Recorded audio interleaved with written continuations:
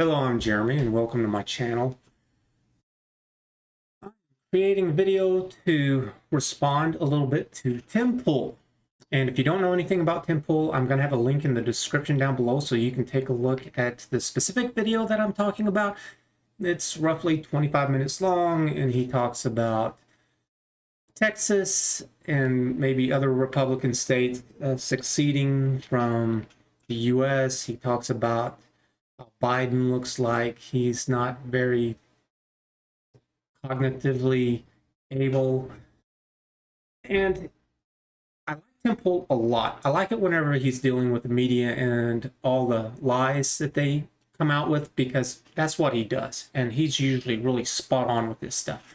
Because I don't just watch Temple, I watch others, and it seems to be pretty strongly in favor with what he's saying. Ben Shapiro a little bit more whenever I'm looking for kind of legal advice on what's going on specifically kind of with the government and the law, because Ben Shapiro's usually pretty spot on with that. I watched the Young Turks actually for a little while too, and I was kind of in agreement with them for a while, and then I started to look into this stuff, and it's like, well, one of the things that I remember that I first got into was, what's that guy's name? Not Joe Biden, that other old guy from the Democrat side, Bernie Sanders. And he was talking about how third world, or not third world, first world countries, they all had nationalized their Medicare. And I was like, oh, well, that's great. If all these other countries can do it, then why can't we? Aren't we like the biggest, baddest of them all? And I got to looking into it, and it was like, oh, no, it is not that at all. That their wait lines are horrible, that if they want something done that is of any kind of moderate or severe kind of problem, they come to the US. And that all of these breakthroughs that happen in the medical field seem to come from the US as well too. And I have friends who work in the medical field, and they talk about this too, that there's all these foreigners who come on over who are rich because they want good health care, and they're in Austin, and it's like, oh, okay, well, maybe there's something to it. So, I think maybe we could do maybe a little bit national health care, but it would have to be like the really basic stuff, like broken arms and legs and prescription Tylenol or something like that, something that's been around for a long time that we've known how to kind of deal with it. But the more extreme it is, it's like, yeah, you kind of have to keep that to the free market. And then there's the problem that there's so many problems out there. So for example, I had a rash on my arm, and it was there for a couple of weeks. And you can say this is a typical guy thing. I just wanted to ignore it, but it didn't go away. Didn't hurt, didn't itch, didn't anything, but it was there. Or maybe it was my knee, one of those joints. Finally caved, went on in, and they were like, we have no idea what it is. And I was like, really? Don't we have this figured out? I would have thought rashes. And she just looked at me. She was like, hell no. And I was like, oh, do tell. She said there's like over 8,000 different rashes out there, but the majority of them are just like what you have. They do nothing. They're not an inconvenience at all. They just go away on their own, and then that's it. There's only so much money to go around. And so what do you want to fund? Would you like to fund cancer, or would you like to fund your rash that has done nothing to you? It's like, yeah, that's not a hard decision at all. So this also translates that it's not like it's just cancer and a rash that does nothing. There's all this stuff in between. So there's actually this girl that I saw a documentary on where she's from the UK, and she's allergic to water. And so they have to do like special wipes that's alcohol based, and she has to be careful with the rain, and even if it's too humid and stuff. And it's like, ugh. But well, would there be someone who's allergic to water? Well, why not? People are allergic to everything else, so you cannot address everything. And this is one of the problems that happens with the presidential debates. I think it was whenever Trump and Hillary Clinton, and they'd gotten some people to stand up, and they were like, well, we want health care for all, and gave her sob story. And it's like, that doesn't mean anything. You can find all kinds of people who have a sob story, and yes, I'm sorry that that happened, but there's nothing that we can do about it. Nationalizing healthcare isn't going to solve that problem. And there's too many people out there who have individual problems like that, that it's just not going to get solved. It's just life. It has absolutely nothing to do with somebody hating or liking you.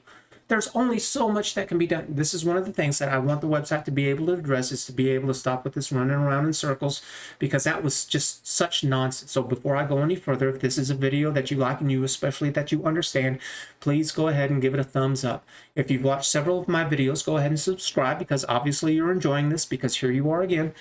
And after you've been watching for about a month, please consider going down into the description below and clicking on my link for my Patreon or my Subscribe Star and doing a membership. So then that way I can start hiring people. For people that I'm going to hire early on, I'm going to have them do content creation. So then that way I can get a broader audience to be a part of all this. So then that way I can really start into the fun stuff, which is designing a website and having people who know how to do coding, software, hardware, all that kind of stuff, HR, and actually make this get off the ground. So, and it's going to happen. It's just a matter of time. So anyways, back to it. Tim Pool, he's wrong with a lot of things that he says. Whenever he starts getting into policies and other things outside of news, it's like he's real bad. And so in this case, in this video, he's talking about how Texas has brought it, I think, to the state Congress about seceding from the union or whatever. I have lived in Texas almost my entire life. I'm in my 40s. There was a few years where I didn't. I was born in Dallas, and it's like I have heard this my entire life. Guess what happens when there's a Democratic president? Guess what gets into the headlines or people start talking about it? It's the session.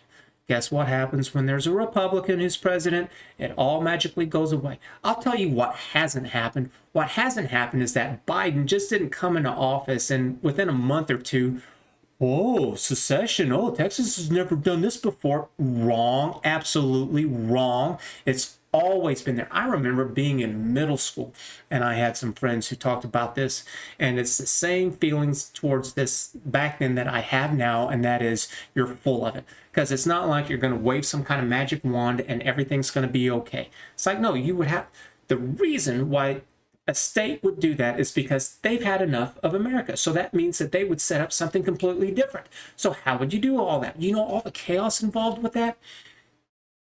And it's not just setting up the policies and the government buildup for a new nation. It's also, well, how do you handle the financial stuff? I think Texas, if I remember correctly, if it was its own nation, it would be the 36th economically most powerful nation in the world, you know, and so you're comparing it to Germany and Japan and Saudi Arabia. It's like, well, yeah, that's not bad, but you know, why would you do it? You would also lose the strength and the security of the United States Armed Forces. You would have to figure out, well, what are you really going to do about the security between other nations, which would also include America. And I think the biggest reason why this is never going to happen is that the same reason I don't think there's ever going to be another major war again. And it's because everything is just interwoven today because of technology and the internet, with all the things that computers can do. There are too many people who just have too much money, too much power, that one of the reasons why they're so rich now is because they're outside of their own nations. They have a diverse portfolio in their nation and in foreign nations. That's why you don't see conflicts going on in first world nations. You barely see it in second world nations. They're all in third world nations. So in case, if you don't know, especially if you're young, first world nations are capitalist nations, second world nations are communist nations, and third world nations are underdeveloped nations, where it's like they're barely hanging on by a thread. And so you don't see this at all with first world nations. You see some conflict going on with some second world nations, and it's always, especially recently, it's with third world nations or with other second world nations, where it's usually one that's a dominant power versus a weaker second world nation. So the Soviet Union and, oh, what's their neighbor over there? I forget, I don't care. Anyways, it's the same thing with Texas seceding. There's too many people who are too powerful and too rich that they're too intertwined with Texas and California and New York and all the other states that just wouldn't happen. It's just way too much. And whenever you really get down to the root of the problem, it doesn't solve anything. There are Republicans in Texas, obviously, but there's Democrats too. Just because you succeed, what happens to those Democrats? You think that they're just going to stop believing what they believe? They're going to stop doing whatever it is that they do? It's like, no, they're still there. The issues that's driving this divide are still there. That's what needs to be resolved. And part of this is, yes, for some reason, there are people who do not understand what they're talking about, such as whenever it comes to socialism versus capitalism. And that, man, this whole thing with socialism, it should not be a discussion. And I know that when Russia had its gulags, that guy wrote the Gulag Archipelago, and it brought it all forth out there into the light. It was like, yeah, this is nonsense. That there's no first world nations where their economy collapsed. There might be some that maybe they claim to be, but they really weren't. But it's places like Venezuela where they're under some kind of tyranny. It's this, I'm in charge, I'm going to tell everyone else what to do, and that's the way that they ruin their nation. And socialism will do that. You know, they collected up all of the private companies there in Venezuela that was producing oil, and the government took control over it, and that was just the beginning towards a downward spiral and all of this stuff. And I'm going to talk about this more, and I could be wrong. That may not be right. I don't understand why it's not set in concrete, though, because haven't we been doing both of them long enough to be able to come up with an answer with that? And I would say yes, absolutely. So what is it?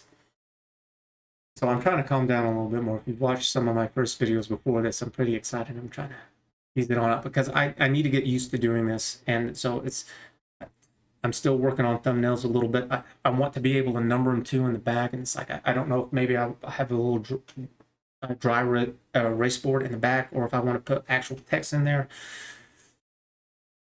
Questions lead to more questions and more questions. I am actually going to stop right now, and we've got plenty of time to do more of this because I'm going to create videos like crazy because I have to get between 10 and 15 minutes, and I'm already at roughly 12. I'm going to pause. So with socialism, capitalism all evolves around the individual, and it goes with, well, two heads are better than one, two heads are better than four, and so why not have the entire nation involved in all of this? There's nobody who's an expert in everything. That's why you really need to have people to be able to do what it is that they want to do. I don't understand why anybody thinks that they're in any position to tell anybody anything. And it goes more into this wrong versus right and good versus evil, and wrong versus right is what I've done is defined it as wrong versus right is what we kind of say with laws, policies, and so forth. And good and evil is more of a spiritual thing. And we don't know what's good and evil because we don't know who's right. It's like, do Christians have it right? Do atheists have it right? It's like, we don't know. So leave them alone and let them do whatever. I think it's weird how I have no problems leaving other people alone, but yet there are people out there who want to tell me what to do. No, I do think that socialism does have a little bit of a merit, and that is, and I think I've already said this before, and I'm going to say it many times, is that I do think socialism does apply to one group with three subcategories underneath it, kind of a fourth. And those three, the main category is people who are incapable of making decisions for themselves. And three groups that fall into that are children, people who are mentally disabled, and senior citizens in cognitive decline. And the fourth group would be people who have used drugs to such an extent that they've destroyed their minds. And there's things to do with all this stuff. So I gotta stop because I'm about to run out of time. I don't want to go over. So I will catch you next time and hope to see you there. Thanks.